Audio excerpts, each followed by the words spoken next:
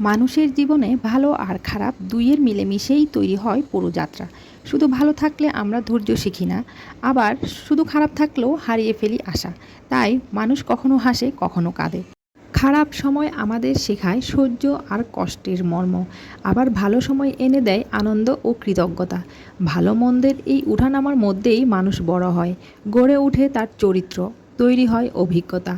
সত্যিকারের মানুষ হতে হলে দুটো দিকই বুঝে নিতে হবে, কারণ আলো যতটা গুরুত্বপূর্ণ, অন্ধকারও ততটা দরকার হয় জীবনের সত্য রূপ দেখতে। জীবনের প্রতিটি অভিজ্ঞতা ভালো বা খারাপ কিছু না কিছু শিখিয়ে যায়। খারাপ মানুষ বলে কিছু হয় না, হয়তো সময়টা খারাপ ছিল, মানুষটা ছিল অসহায়। ভালো থাকাটা সব নয়, অন্যকে ভালো রাখতে পারাটাই আসল মানবতা। ভুল মানুষ নয়, ভুলটা ঠিক সময়ে বুঝে ফেলা এটাই জীবনের বুদ্ধিমত্তা। খারাপ অভিজ্ঞতা কখনো কখনো আমাদের ভালো মানুষ বানিয়ে তোলে। মানুষের ভিতরে থাকা ভালোটা দেখতে শেখো। খারাপটাও তো সবার চোখেই পড়ে।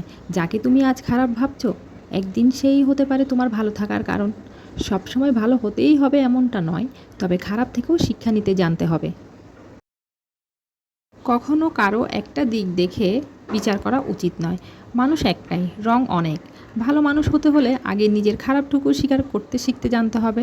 ভালো খারাপ দুই মানুষের ভিতরেই থাকে, তাই কোনটা বড় করতে হবে সেটা নিজের হাতেই। ভালো থাকুন, সুস্থ থাকুন। ধন্যবাদ।